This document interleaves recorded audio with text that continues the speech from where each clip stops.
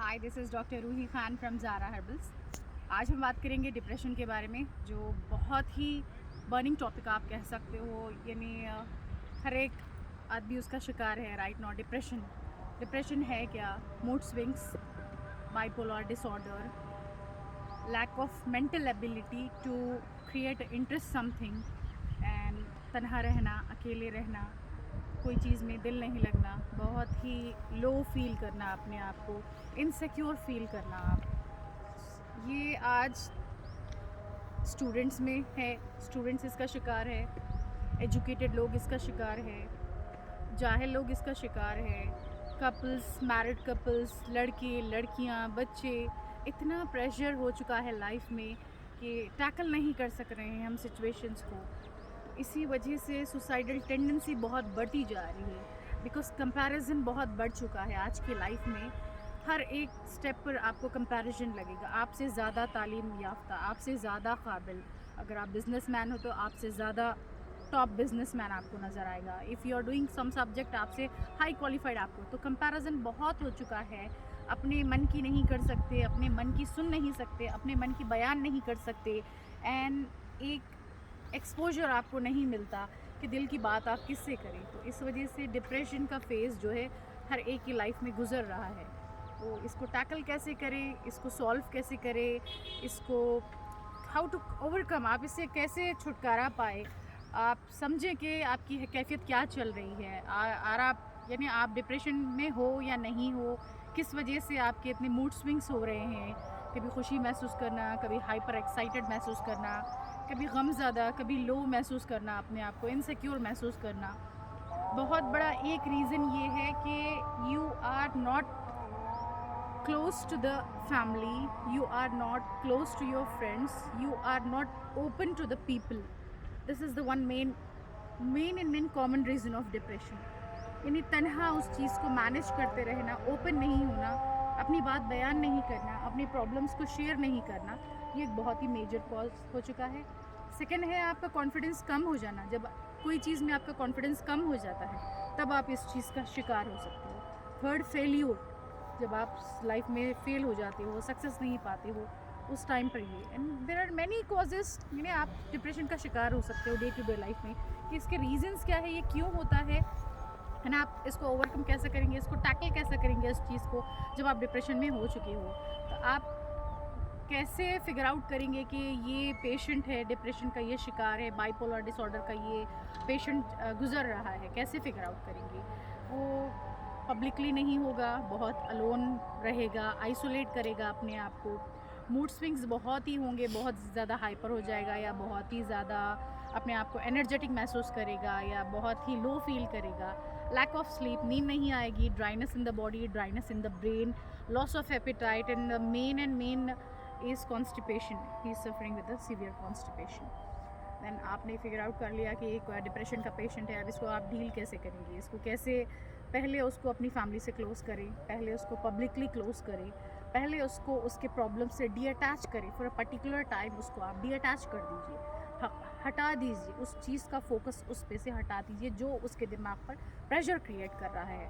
For a timing, I am talking about timing. आप उस चीज़ को उससे बिल्कुल डिटैच कर दीजिए, डिस्ट्रैक्ट कर दीजिए, उसके सब्जेक्ट को डिस्ट्रैक्ट कर दीजिए जो इसको ट्रिगर करता है, जो उसके माइंड को ट्रिगर करता है, जो उसको ट्रबल करता है, जो उसको डिप्रेशन में डाल रहा है। और पर्टिकुलर टाइमिंग आप उस सब्जेक्ट से उसको दूर कर दीजिए। देन अपनी फैमिली गैदरिंग ज़रूरी है, फैमिली काउंसलिंग ज़रूरी है, फैमिली थेरेपी ज़रूरी है, देन मेडिकेशन ज़रूरी है, हीलिंग ज़रूरी है, रिपेयर ज़रूरी है, एंड उसी के साथ हम उसको कैसे मोटिवेट करेंगे ये ज़रूरी है। न्यूट्रिशन देंगे उसको, प्रॉपर न्यूट्रिशन देंगे, प्रॉपर डाइट देंगे, प्रॉपर हीलिंग देंगे, रिपेयर करेंगे बॉडी एंड ब्रेन को, उसकी इनर सोल को हम रिपेयर करेंगे। बिकॉज यानी अगर आप जाओगे, कोई टेस्ट करवाओगे, आप डायग्नोसिस कुछ करवाओगे, पता नहीं चलेगा कि ये डिप्रेशन का शिकार है। यानी जो फेस गुजर रहा है, हर चीज़ मशीन के थ्रू मालूम नहीं होती, हर चीज़ स्कैन के थ्रू मालूम नहीं होती।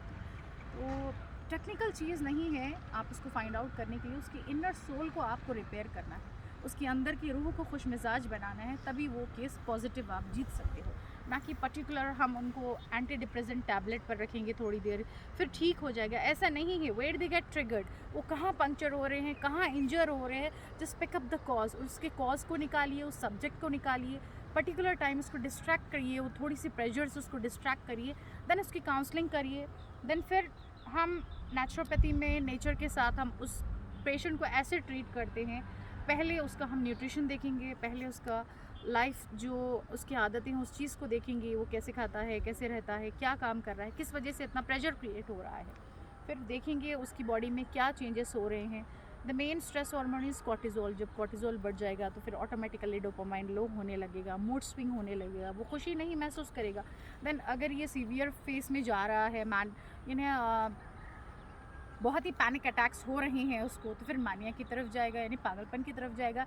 And it create a big loss, suicidal tendency बढ़ती जा रही है। आजकल की यूथ्स में, आजकल की जनरेशन में सुसाइडल टेंडेंसी बहुत बढ़ती जा रही है। छोटी छोटी नाकामी पर, छोटी छोटी कमज़ोरियों पर, छोटी छोटी चीज़ों पर बड़े बड़े फ़ैसले ले लेते हैं कि ज़िंदगी ख़त्म कर देना है। छोटी सी फेल्यूर पर तय कर लेते हैं, ज़िंदगी का मामला तय कर लेते हैं कि अब हमको मरना है। चाहे लाइफ के बारे में हो, चाहे जॉब के बारे में हो, चाहे एजुकेशन के बारे में हो, चाहे इट्स यानी करियर से मुताल्लिक़ हो या पर्सनल इश्यूज़ हो, यानी एडोलसेंस एज में जो लव अफेयर्स होते हैं उस चीज़ में हो, आप कहीं भी देखो सुसाइडल टेंडेंसी बहुत बढ़ती जा रही है। यानी they are taking a very big and dangerous step. Suicide करना, अपने आप को ख़त्म करना, यही एक सल्यूशन है डिप्रेशन का। लेकिन मैं चाहती हूँ कि इस वीडियो से आप फ़ायदा उठाए, मोटिवेट हो, आप हमसे कांटेक्ट करिए, यानी शेयर करिए अपने प्रॉब्लम्स को। हम आपकी बहुत अच्छे से काउंसलिंग करेंगे उस चीज़ के लिए, आपको डिप्रेशन फेज़ में से निकालेंगे।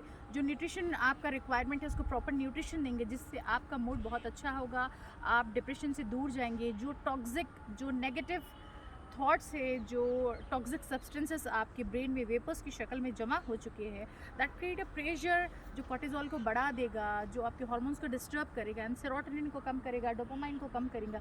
तो उस वजह से जो आपके बॉडी में फिजियोलॉजिकल चेंजेस होते हैं, उस चीज़ में आप फिर गुम जाते हो। अगर उस वक्त पर प्रॉपर इलाज ना किया जाए तो फिर ये बहुत ही नुकसान हो जाता है यूथ्स का। तो हम पहले ठीक करेंगे मरीज़ को, डिटॉक्सिफिकेशन करेंगे, कॉन्स्टिपेशन रिलीज़ करेंगे, न्यूट्रिशन प्रॉपर होगा, हीलिंग होगा, रिपेयर होगा, फैमिली काउंसलिंग होगी, फैमिली थेरेपी होगी एंड डॉक्टर से एक अटैचमेंट होगा उसका, जो वो किसी से शेयर नहीं कर सकते हैं, वो डॉक्टर से शेयर करते हैं अपने मन की बात, अपने दिल की बात, अपने गम, अपने प्रॉब्लम्स को ओपनली रखें किसी के सामने, उसका सल्यूशन आप निकालें। ज़िंदगी इतनी छोटी नहीं है कि आप हार मान ले, आपकी हार और जीत का फ़ैसला बस आप ही कर सकते हो। तो आपको हारने की ज़रूरत नहीं है। जो आपके प्रॉब्लम से आप शेयर करिएगा, कॉन्फिडेंट रहिए, मोटिवेट करिए अपने आप को। आप में है वो सलाहियत, आप जीत सकते हैं अपने प्रॉब्लम से। तो मैं चाहती हूँ कि बूस्टअप करूँ माइंड्स को, यूथ्स के। बहुत ही यानी केसेस आ रहे हैं डिप्रेशन के, सुसाइडल टेंडेंसी के, पागलपन के, यानी बहुत ही इस फेज़ में बहुत डैमेज हो रही है, यूथ हमारे बहुत डैमेज हो रही है। बिकॉज़ काम बराबर नहीं चल रहा है, फाइनेंशियल क्राइसिस आ जाते हैं, कभी एजुकेशन में प्रॉब्लम, कभी डेली लाइफ में problem, day to day problems में, छोटी छोटी चीज़ों में बहुत ही डेंजरस स्टेप्स लेते हैं। तो आप ऐसी हरकतें ना करिए, डिप्रेशन मोड में से निकलिए, अपने आप को खुश रखिए, कॉन्फिडेंट रहिए, अल्लाह सुब्हाना तआला पे भरोसा करिए, उसके पास हर प्रॉब्लम का सल्यूशन है आपके। आप जब तक कॉन्फिडेंट नहीं रहेंगे, आप जब तक जीना नहीं चाहेंगे, कोई आपको यानी उस चीज़ से बाहर नहीं निकाल सकता। अपने प्रॉब्लम्स का सल्यूशन फाइंड आउट करिए कि आप कहाँ स्टक हो रहे हो, वेयर यू आर लैकिंग, आप कहाँ कमज़ोर हो रहे हो, उस चीज़ को पकड़िए, उस चीज़ को निकालिए एंड तय कर लीजिए कि आपको ज़िंदगी में कभी हार नहीं मानना है, किसी से हार नहीं मानना है। आप जैसे हो, बेस्ट एंड बेस्ट हो, आप अपने आप में बेस्ट एग्जाम्पल हो। तो किसी से इनसिक्योर होने की ज़रूरत नहीं है, चाहे job, service, what ever it may be the reasons, चाहे कुछ भी हो, किसी से इनसिक्योर ना हो, किसी से आप कंपैरिजन ना करिए अपनी लाइफ का।